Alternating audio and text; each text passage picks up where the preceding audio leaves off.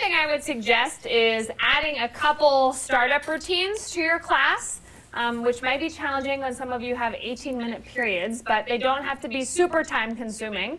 And just something intentionally dedicated to relationship building for every class. So we're going to model a few of them today. We're going to give you a handout that has countless other ways to do it, but we're going to talk about the advisory circle. We're going to talk about some greetings and some sharings. And everything that we do in advisory, we like to say, first review expectations, then practice them, and then debrief and reflect on how you did, right? So these are some expectations for having a circle in your advisory classroom. How many of you are meeting in a circle every day? Okay. Montessori folks love their circles. Good. So what are some of the benefits, even for those of you who aren't in circles, what might be a good thing about being in a circle? You can see everybody. Awesome. Everybody's talking in one direction, so they don't get the opportunity to in another direction so they can learn. Great. You can't hide. Good. What about being a teacher in the circle? You can see everyone's eyes. You're equals, right? You're not standing in front of the class and they're sitting down, right? We're all together in the circle. Okay, so let's just review some of the expectations. Does someone want to read the first one for me? Advisory should always begin with everyone sitting in a circle so that we can see and welcome each other. Great. Next one. And set up chairs ahead of time or teach students how to do this efficiently and safely. Great. So it can be surprising if you start trying to implement a circle. You think, oh, we'll just all get in a circle. It'll be great. Like everything else you do in your classroom, you need to model it. You need to practice it. It takes time before it happens, easily and quickly. And you'll have students who for days and days and days will refuse to get in the circle. These ladies who have done it are smiling because they had that experience apparently. Do you want to share a little bit? I mean, I just think, and a lot of it is your classroom space when you have 27 kids sitting in a circle on the floor and you also have tables. That's really challenging. And even to get 27 chairs in there to make a circle is even more challenging. And so, teaching the kids to be thoughtful and respectful and, it happens right at the beginning of the class. So as kids come in, you might have a circle at the beginning and then you start and then kids are coming in and making sure that they join the circle and that they're welcomed into the circle and Great. before moving on their way. And we talk about double parking, like we can't be standing behind someone or in front of somebody. And that when we pair up to do things with a larger group initiatives and things outside, we always process at the end. We begin in a circle and then we process at the end. And it's still a challenge for us to make sure it's a circle. And especially if you're meeting someplace like where there's lines, like on a field, they want to be in a line. And we're in a line, that's great. But let's see about a circle. And it's, it's October. And, Yes, there you go. We're still practicing it, but they're Good. Awesome. The next one says be intentional about seating, right? So we're standing in a circle. If your space allows for that, you can just have a quick circle up standing in the beginning. Or if you want to do your whole session in a circle, you might pull your chairs into a circle. But think about being creative about it, right? Maybe I'm really good friends with Nick, and so every day I come in and I sit next to Nick, right? But, it might be really good for me to get to know Jean, but I might need to be pushed to sit next to Jean. So how can you challenge your kids? Can you say things like, sit next to someone you haven't sat next to before, or find somebody whose birthday is in the same month as yours and sit next to them, right? Or do you need to assign seats sometimes? So just think about being intentional about where students are in that circle. And then the last one we mentioned is, teachers should always be a part of the circle, so it's important to come down and be on the same level as your students, okay? So we are gonna move on to some greetings. Katie's going to walk us through those expectations, and then we are going to practice a couple. So one of the things that I heard earlier was that I'm still kind of working on the routines of my advisory. I'm not really sure what the structure should look like. And this would be a really good takeaway for you today. Wink, wink, you could say, after my training today, I have decided that I'm going to try and implement the greeting every day for a month and then see if that kind of helps my advisory. So there's, as Mary said, we're going to give you a sheet with a lot of different greetings. This is also something you can just use to Google, look at classroom greetings and what could happen there. But again, there's several expectations for the greeting, and they're behind me as well. Of course, the rationale here is that it gives everybody a voice and it sets a positive tone. So we know that there might be several kids in our elementary, middle, and high schools that go throughout the entire school day without anyone talking to them. And they might not say anything all day, even something as simple as, my name is. They might be silent all day. So if you're intentional about the greeting, and you encourage everyone to do so, that at least starts to give everyone a voice in your classroom and in the school. So in addition, one thing that must happen in a greeting is that everybody's name is said at least one time. So whether I'm saying my own name or if somebody else is introducing me, everyone's name is said at some point in the greeting. Another expectation is that everybody is greeted at least once. So we have to be intentional and make sure that nobody's left out of the way that we do this, and that kids, like as Mary said, aren't just greeting people that they're already friends with. So we want to make sure that we're mixing it up as much as we can. Greetings are respectful and friendly. So of course you want to be intentional about telling kids that we're not capping during this point. We're not making fun of each other. We're not being sarcastic. We're being honest and we're being truthful and we're being positive with each other during this time. Save the sarcasm for home. That's what I say a lot. And of course, you're trying to train them to make eye contact. This is something that I've noticed, something that I thought of when we were listening to the This American Life, was that a lot of kids that I have taught can't make eye contact. They really they'll look at me for a second and look straight down. And I really think that's part of the confidence that they never really developed. And so again, if you're being intentional about that and encouraging eye contact, even if they're doing it for 2 seconds one day and then 5 seconds the next day, and we're building up bit by bit so that by the end of the year, maybe they can hold eye contact for 30 seconds, which would be great. So with that, we're going to do an example of a fist bump greeting. So for the fist bump greeting, everybody needs to be in a circle, which we already are. And we're going to greet each other. I'm going to start going this way. So I'm going to say, good evening, Christian. I'm going to fist bump. Yeah, And then you bump it the next way. Good evening, Leslie. Good evening, Christian. Good evening, Alma. Good evening, Leslie. Good evening, Leslie. Oh, I'm Kelly, sorry. I'm sorry.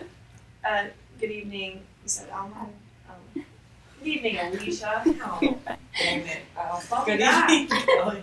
Good evening, Marquise. I'm sorry, my brain is gone. Good evening, Alicia. Good evening, Savannah. I should remember Savannah as well. Savannah. Good evening, Savannah. Good evening, Jean. Good evening, Nick. Good evening, Jean. Good evening, Mary. Good evening, Nick. Good evening, Katie. Good evening, Mary. So now that we all know each other's names, let's do it once more. Okay. Good evening, Christian. Good evening, Katie. Good evening, Leslie. Good evening, Christian. Good evening, Alma. Good evening, Leslie. Good evening, Kelly. Good evening, Alma. Oh, you're fine. Good evening, Alicia. Good evening, Kelly. Good evening, Marquise. Good evening, Alicia. Good evening. Good evening, Savannah. Good evening, Jean. Good evening, Nick. Good evening, Jean. Good evening, Mary. Good evening, Nick. Good evening, Katie. Good evening, Mary.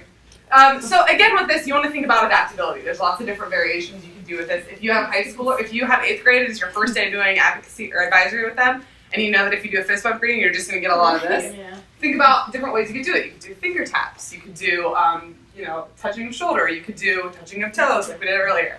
So there's lots of different ways you can do it, and again, be responsive to your classroom and think about their strengths and weaknesses.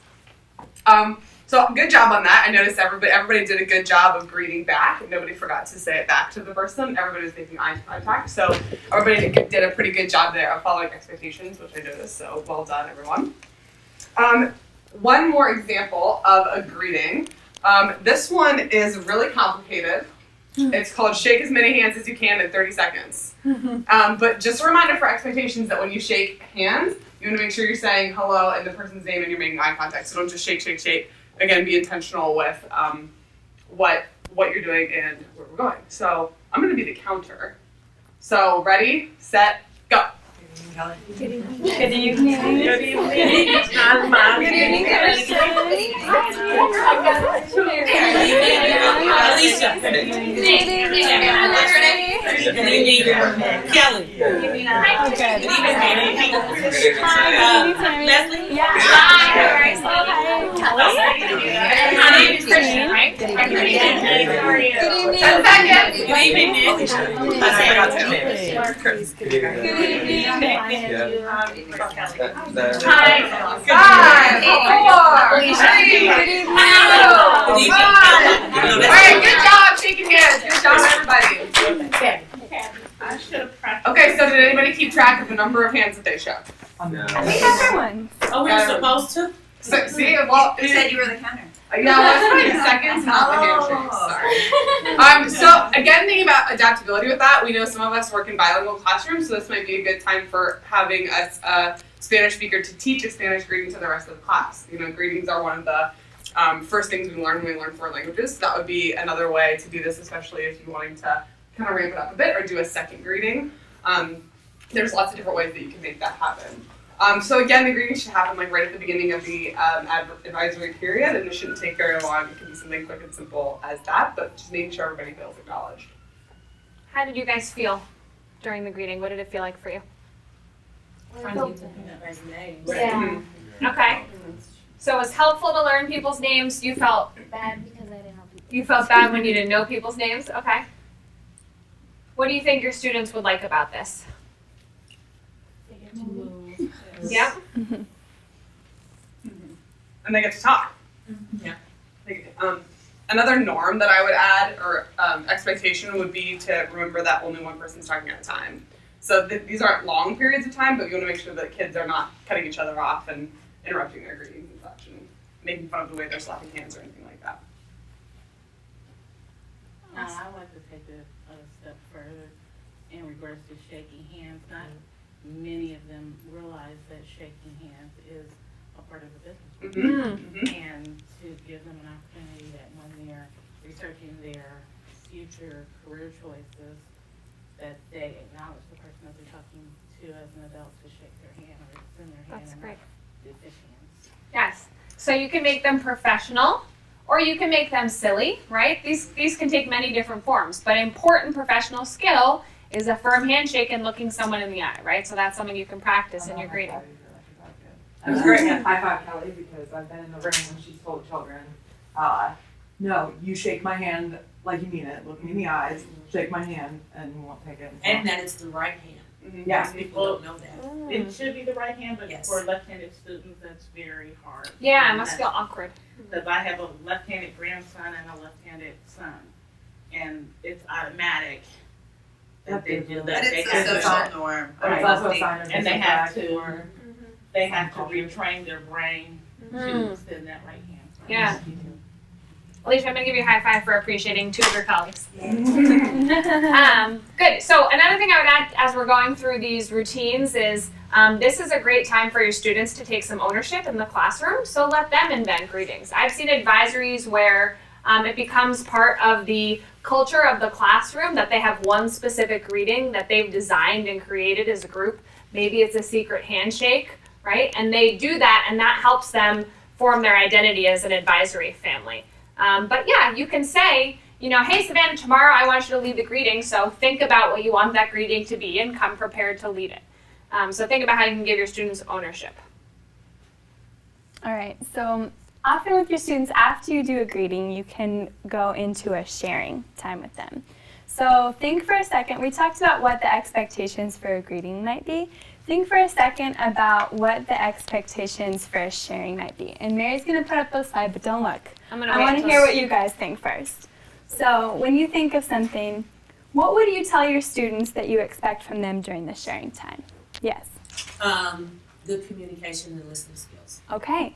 How would you define good communication and listening? Good communication means you're talking so you can be understood, your tone, and Okay. your level of voice. Okay. Good listening skills is you're looking at the person and you're listening to what they're saying and not talking to other students. Great.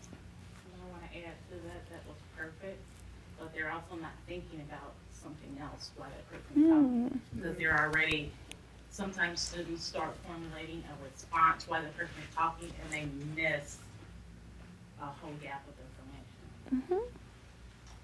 Play nice. Okay, and what do you mean by that? Don't be negative or condescending or any of those things when others are sharing or when you are sharing. Don't be negative towards yourself. Positive environment. Cool. Any other ideas?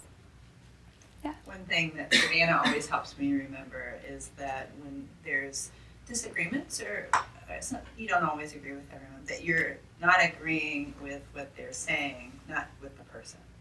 So I wouldn't say I don't agree with Savannah. I might say I don't agree with this, what Savannah said about this. So that we're remembering that we're not kind of putting each other on the spot. Okay, and then a couple of other things we can just look at on the slide. It says, everyone including the leader shares, but not necessarily every day. So just reminding the students that, we want to give everyone a chance. Some days we might be having a time where every single person gets to share something, and so you don't want to have one student taking up all the time. Or other days you might give the floor to 2 students, and the others will know that they will get the same opportunity one day. This is an opportunity to practice public speaking skills, so what we heard about good communication. They can practice the appropriate volume of voice, looking at classmates, looking at everyone and not just talking directly at the teacher when they're sharing. And then practicing active listening, like we heard right away. And you might ask the students to think about it, and what does it feel like when your classmates are listening to you? What does it sound like when your classmates are listening to you? And what does it feel like? So we're going to do a couple of sharings together. The first sharing is just a little check-in.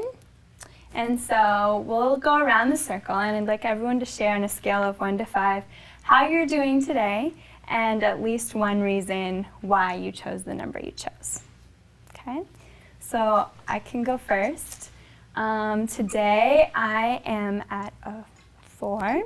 Doing really well, and a reason why is Katie, my colleague, has helped me very much enjoy Cincinnati, and I actually thought that I didn't like Ohio, but I really do like Ohio.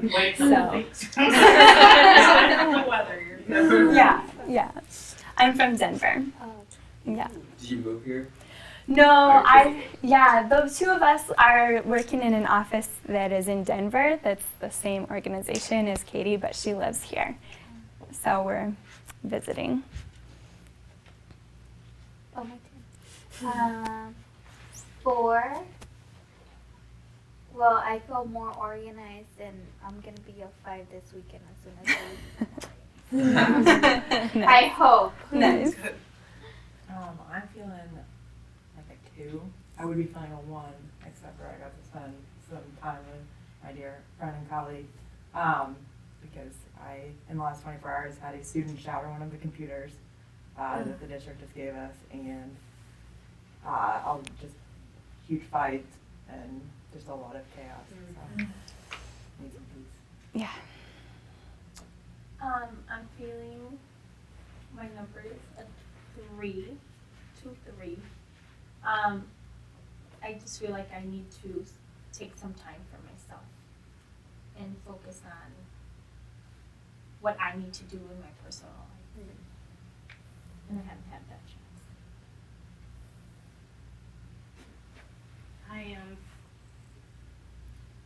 I would say I'm between a 4 and a 5 right now.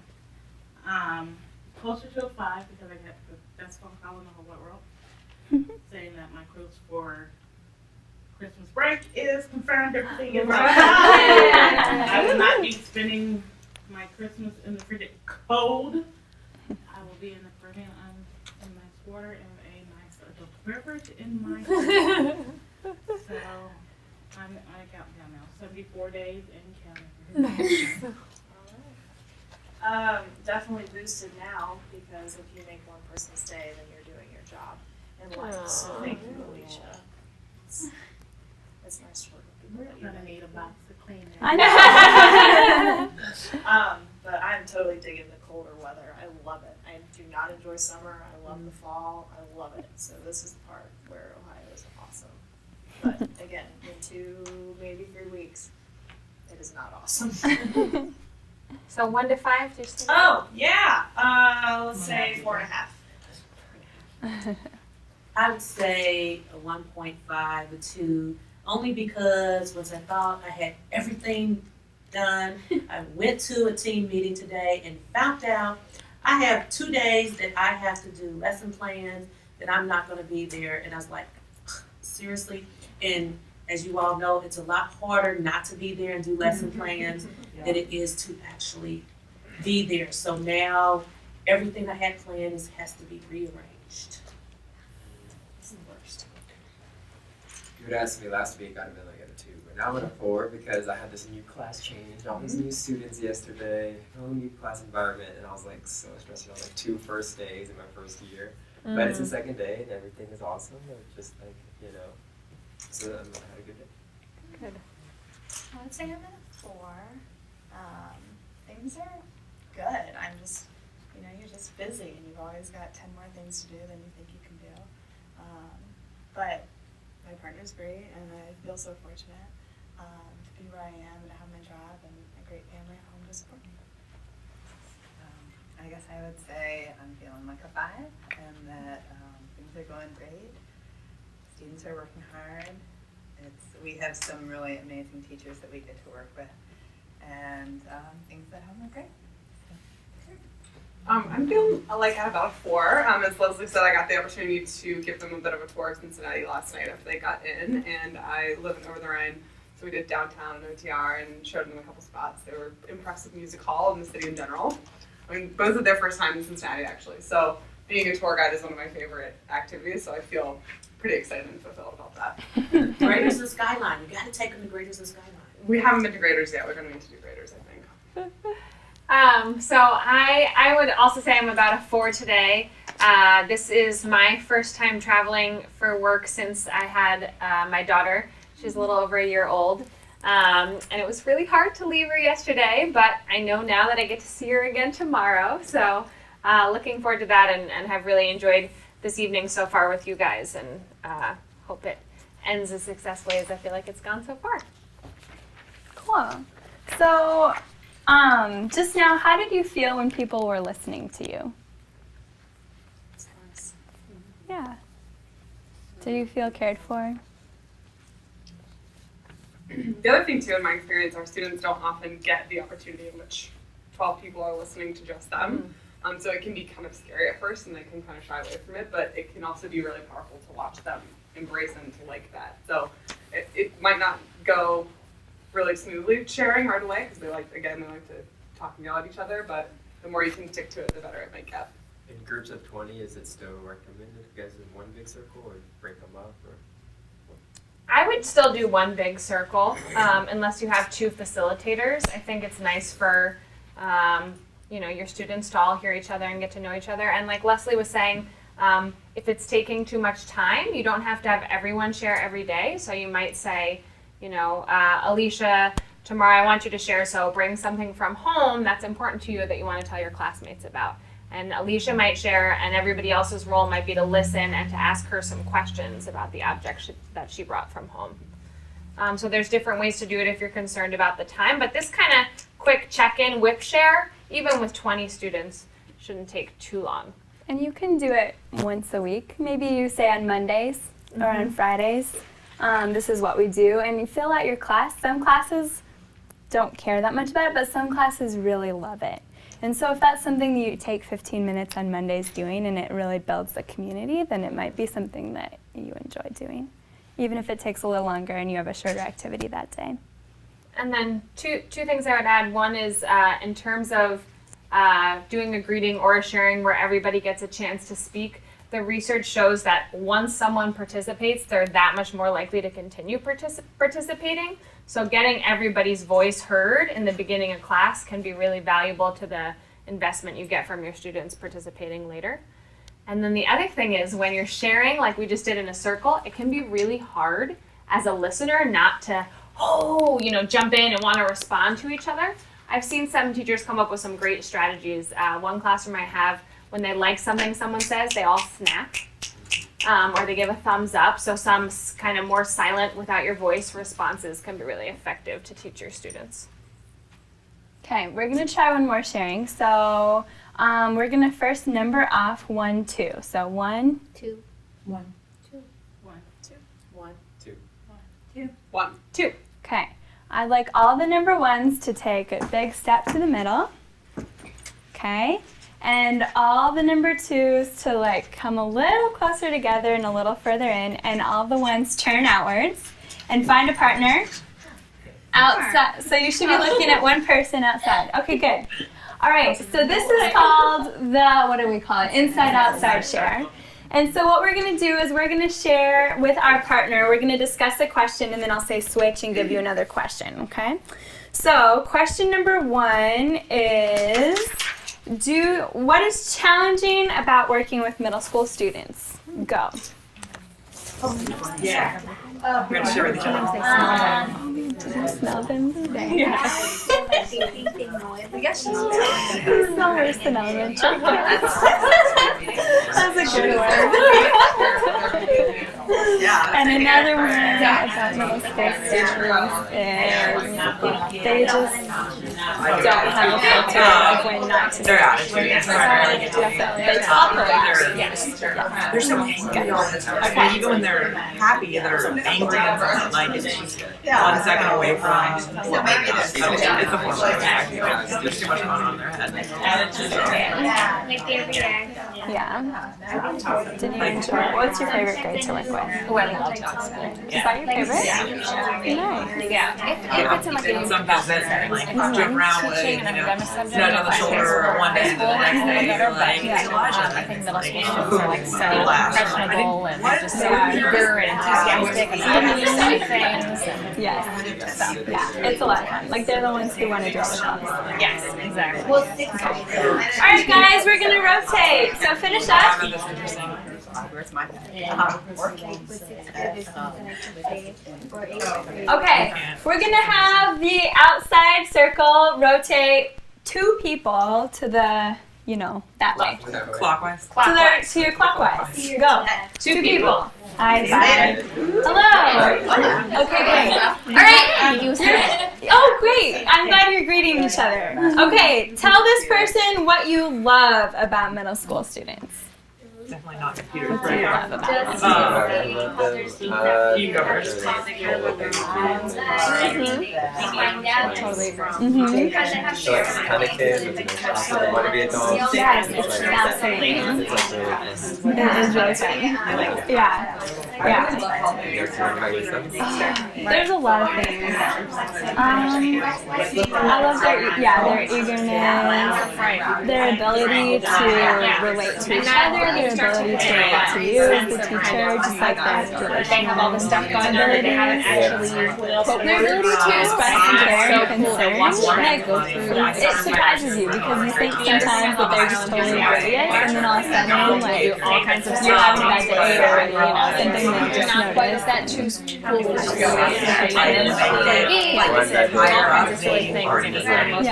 They are like they like and they don't have that. Like they don't have the potential to still there, but it's hard to show used to them teach how middle they school. I I was in Costa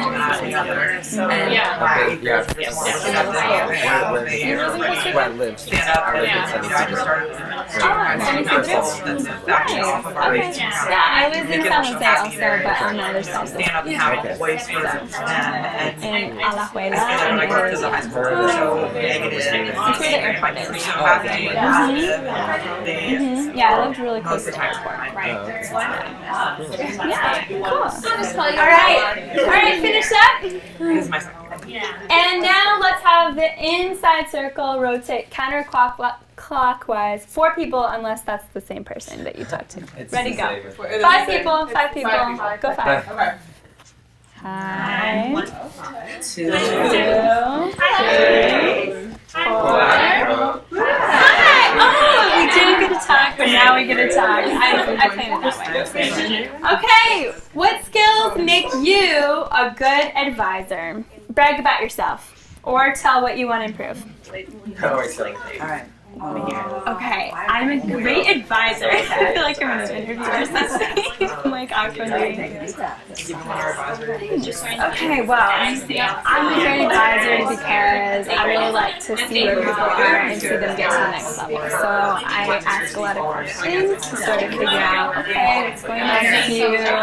What are your strengths? What are you good at? What do you enjoy? And then how can we maximize that? So, yeah, one time I took there's something called the strengths test or something like that. Yeah, and one of mine is maximizer. So helping people like be the max that they can be. So that's good for testing.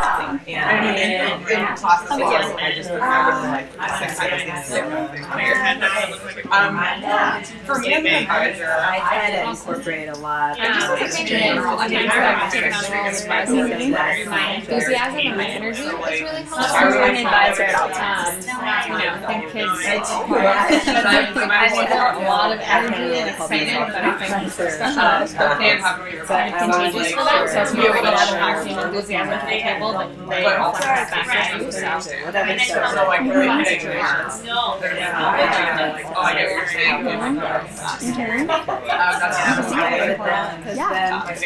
not really and that whatever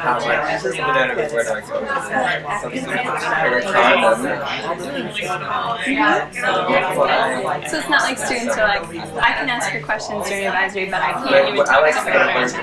They always feel like you're approachable. I think that this time of year is half of my the other half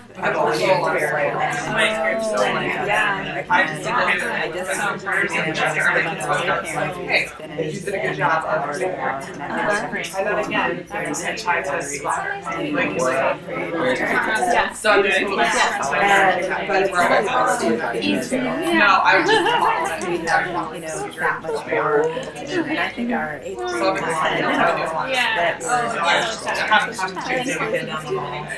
gotta put some on. You can talk to her. You can ask her. And then the words. Like I wanted to make sure Miss Miller did a great job. I'm sure and I was like, All right, guys, go ahead and return to the large circle. Thank your partner. All right. No double parking over there. All right, so tell me, is there anyone that you from your circle would like to thank for their contribution on something they love or find challenging about middle school students or a good aspect of an advisor? I just wanted to acknowledge Alicia for just sharing what she loved about her experience with middle school, that they're just really excited and want to do their best, and I love hearing those positives, so thank you. I'd like to acknowledge Nick. It's, your first year, and sometimes that's crazy, and you're switching classes, and you have a really positive attitude, so I'm sure that's good for your kids. Definitely a positive attitude. That's a lot. That's like... Target Friday, I was not having a good day. I want to say one thing. Alicia, you have a great smile. I love your smile. I like this. Thank you. That's awesome. So how did that sharing feel different? The inside-outside sharing feel different from the check-in around the circle? More personal. Mm-hmm. More personal. I feel like I felt like I was a lot less exposed. Like I would be less likely to share something like deep or like embarrassing if I was talking to everyone than if I was just talking to one person. I think it's an appropriate time to have a dialogue. We're in the circle. It's not.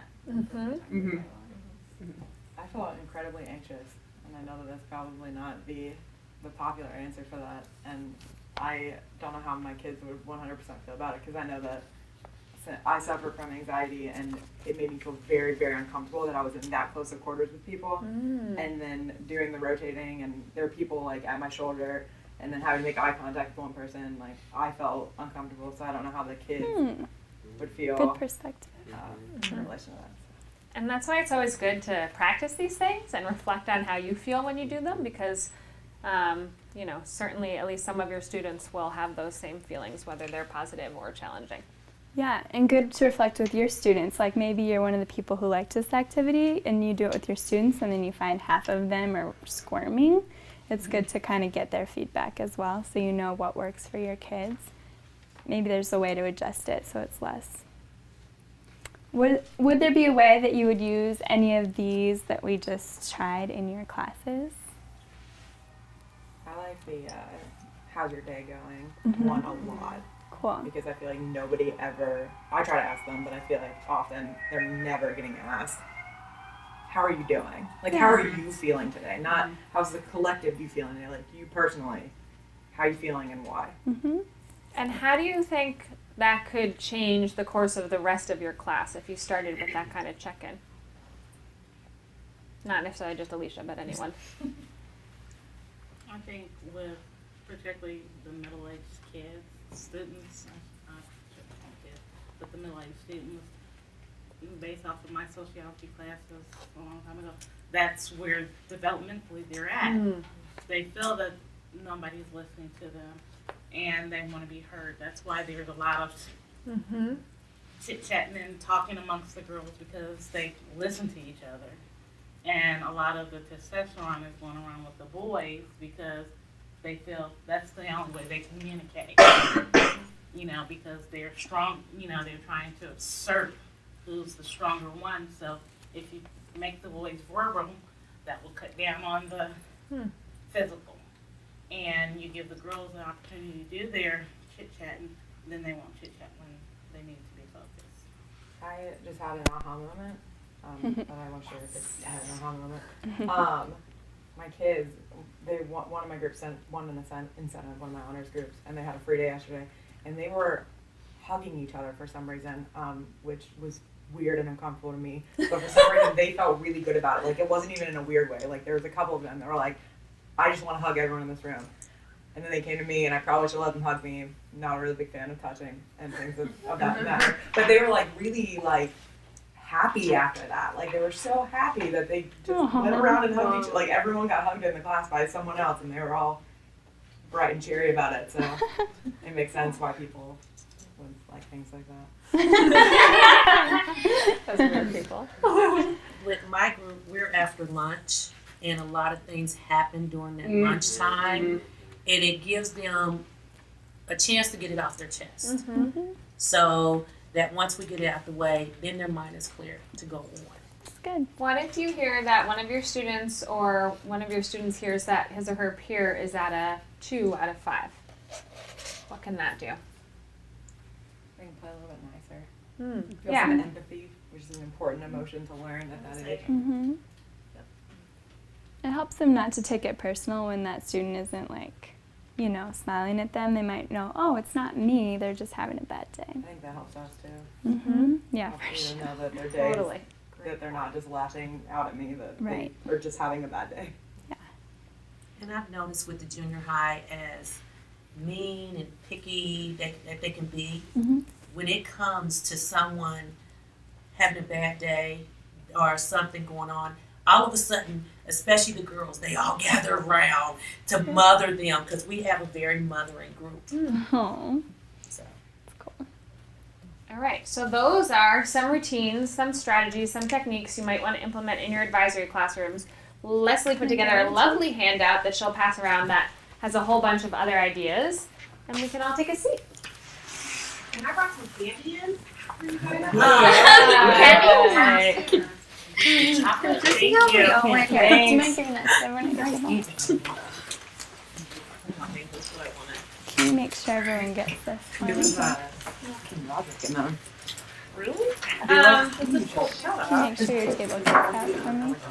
Thank you. Leslie is also going to pass around an article that we are not going to get to discuss today, but I hope you will all read it. It's about building authentic relationships with your students, and there are some reflection questions that we're going to take a peek at in a second between this session and next. That's fair. And some of the questions ask you to reflect on this article. So we're nearing the end of our session. wanted to take some time to reflect, to answer questions, and to do some evaluations. So first thing I want to do is just see what questions you guys have. We've spent 2.5 hours digging into advisory, digging into building relationships, thinking about our students and the stress in their lives and what our role is with respect to helping them overcome those challenges. What questions do you have?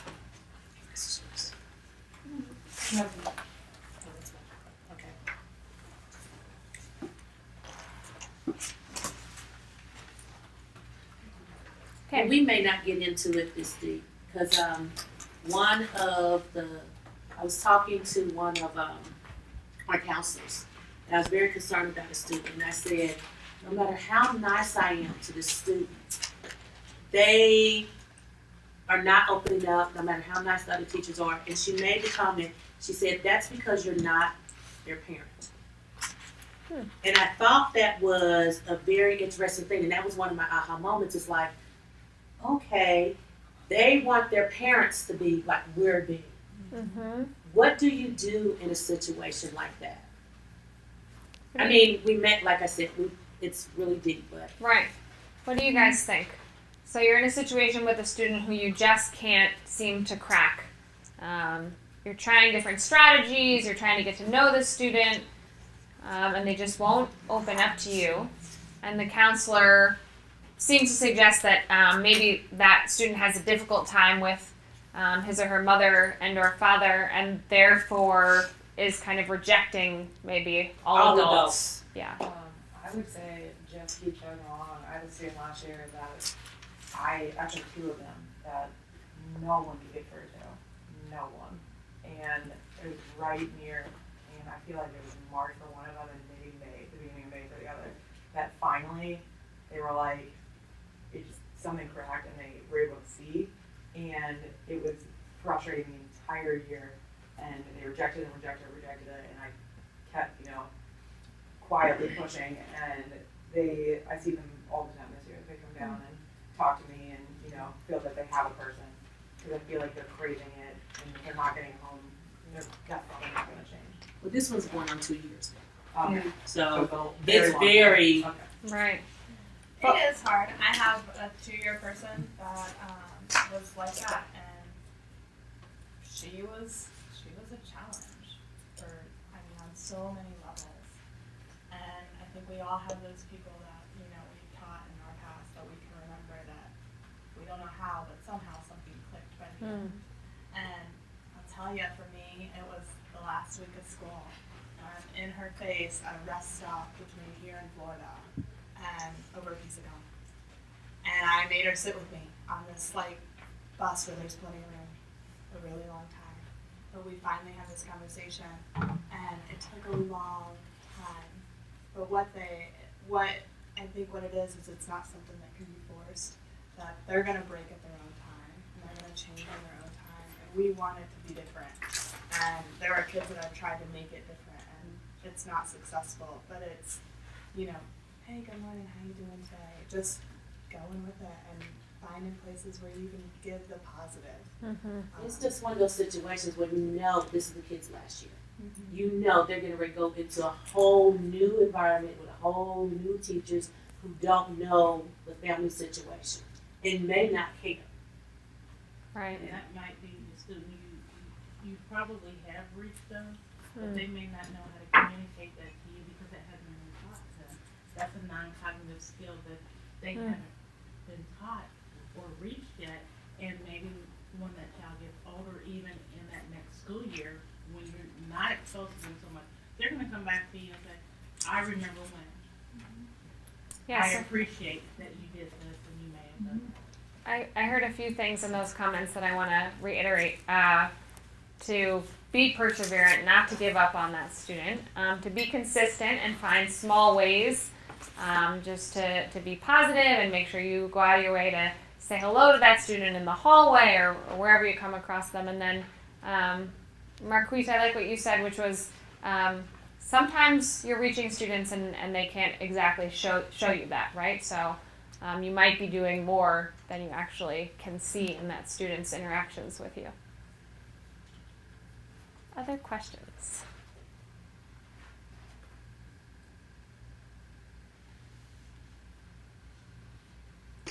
One thing that I was thinking about is, my classroom had education, everyone could be silently, or we're going to do now, whatever. But like for advisory, what other people doing with that routine? Do you let them just come in and, be quiet, be silent, have something for them to do? I mean, that's kind of what I only have them working on something. When they walk in, they either says, log in or check your computer out and then sit and start this, or grab your blue book and we're going to be on this page today. And then they kind of all, I say hello and they'll go in and then we start with that expectation at the beginning of every advisory. Another good thing to start the advisory with would be the seating expectation. So you might make them responsible for like moving the tables out of the way safely and quickly and moving the chairs to the middle of the room as a circle. And then they have that physical reminder of, okay, now we're in a circle, now it's going to start. It's going to take some time to build that routine because you're going to have kids like shoving tables too hard and that could be bad. But if you start with the seating change, then that's a physical reminder that this is a new time, this is a new space. Yeah, Nick, you mentioned to do now, and I think you can create something similar for an advisory classroom also, whether it's a physical, something like moving chairs, or maybe you call it the daily news. We have some teachers that do this who every day when their students come in, there's a message from you on the board and they have to respond to it, right? So it could be, today's Tuesday and, remember that this afternoon we have a whole school meeting during sixth period. And then you might say something that they have to interact with, like, tell me what your favorite food is, or share a time that you've been afraid, right? It could be anything from very comfortable kind of get to know you sharing to something a little deeper when you guys are at that level as a group. And it could be something they just have to, maybe you just type it up and project it and then they write on the whiteboard next to it, depending what your classroom setup is. Okay, so a few things that I wanted to do. The first is think about at least one thing that you learned today that you want to put into place in your advisory classroom. And we're going to have time to share, but think about that for now.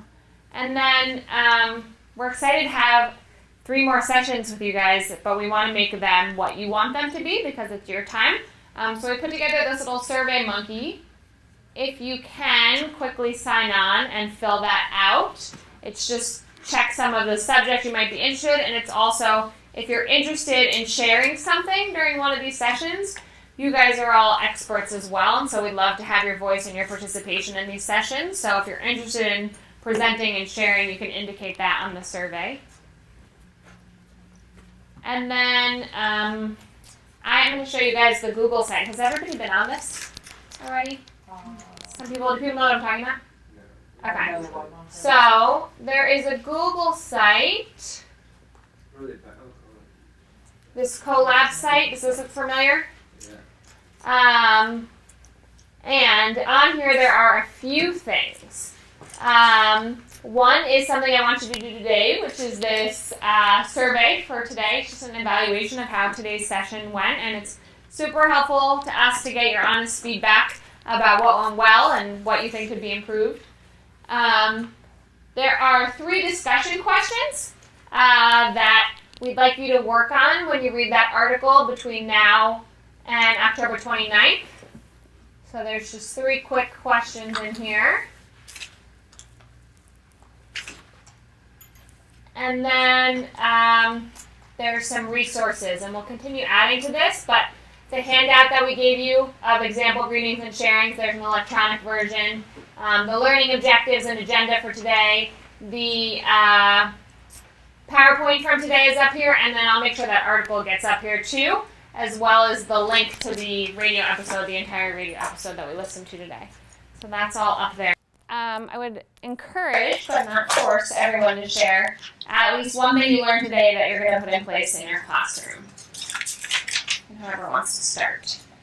And then we can go back to doing our evaluations. Yes. And the greetings. Nice. I hate this. It's a really It's got important me in. It just won't know. Great. Thanks, Christian. Because we have our advisory at the end of the day, I'm able to do a check-in just to see how the day went. Great. I like that. I want to do simple circles. Okay, some routine of greeting everybody. We have like an hour. Yes, plenty of time to do a greeting, sharing. Yeah. I'm definitely gonna do more.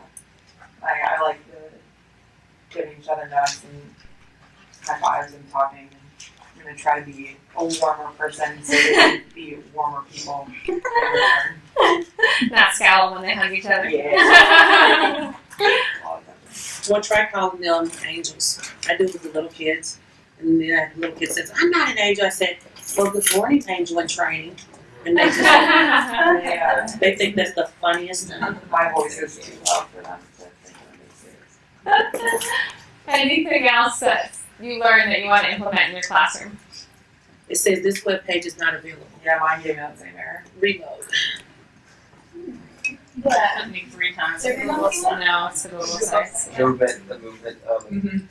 The activity breaks? Awesome. Hold on. Wait, so I'm here. Dash. Okay. Well, I want to thank you guys so much for your time today, for your thoughtful contributions, for your energy. Those of you who have already completed your surveys and are ready to go, have a lovely evening. We look forward to seeing you again in a few weeks. And I will try and troubleshoot with those of you who are still having trouble getting onto the evaluation site.